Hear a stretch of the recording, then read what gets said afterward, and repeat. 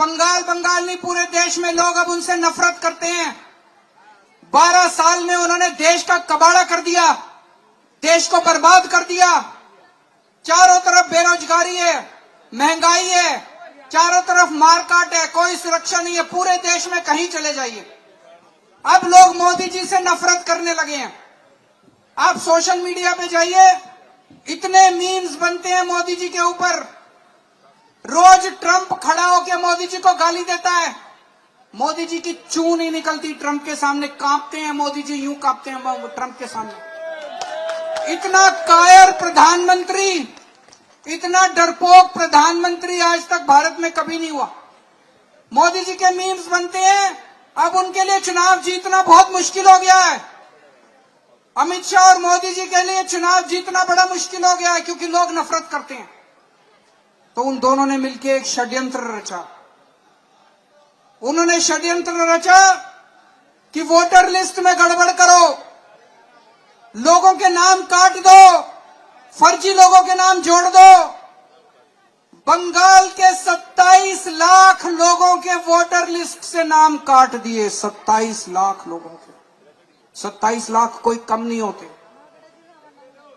और अजीब अजीब कहानियां पढ़ने को मिल रही है। मैं तो दिल्ली से आया हूं, दिल्ली में अखबारों में पढ़ते हैं हम लोग, एक ही परिवार में मां का वोट बना हुआ है, बेटे का वोट नहीं है, पिताजी का वोट बना हुआ है, बेटे का वोट नहीं है। इसका मतलब मां भारत की सिटीजन है, बाप भारत का सिटीजन है, लेकिन बेटा सिटीजन नहीं है। ऐसा कैसे हो सकता है?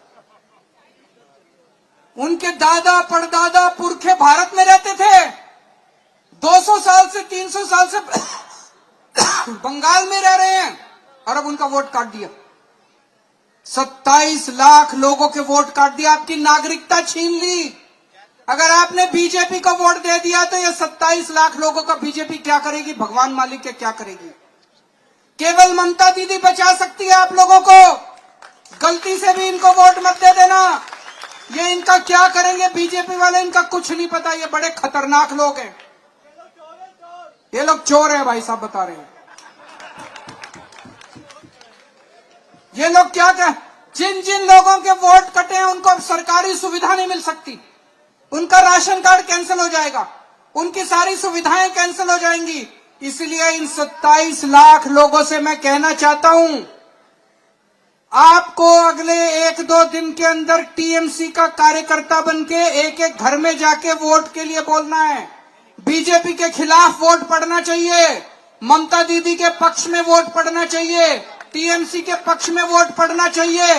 तभी आप लोगों की जिंदगी बचेगी, तभी आप लोगों की जिंदगी बचेगी। नहीं तो ये पता नहीं क्या करेंगे बीजेपी वाले, गलती से आ गए तो आप लोगों को जिंदगी हराम कर देंगे ये लोग। तो ये 27 लाख लोगों को टीएमसी का कार्यकर्ता बनके लड़ाई लड़नी है, कार्यकर्ता बनके वोट डलवाना है। इन्होंने लाखों फर्जी वोट बनवा दिए, वोटर लिस्ट के अंदर लाखों फर्जी वोट बनवा दिए, और पूरे देश से गाड़ियां भर भर के बंगाल लेके आ रहे हैं फर्जी वोट डलवाने के लिए। ऐसे चुनाव जीतना चाहते हैं मोदी जी। मोदी जी ऐसे चुनाव जीतना चाहते हैं क्योंकि वो ईमानदारी से चुनाव नहीं जीत सकते। मोदी जी के 3 यार, ईडी, सीबीआई, ज्ञानेश कुमार। अगर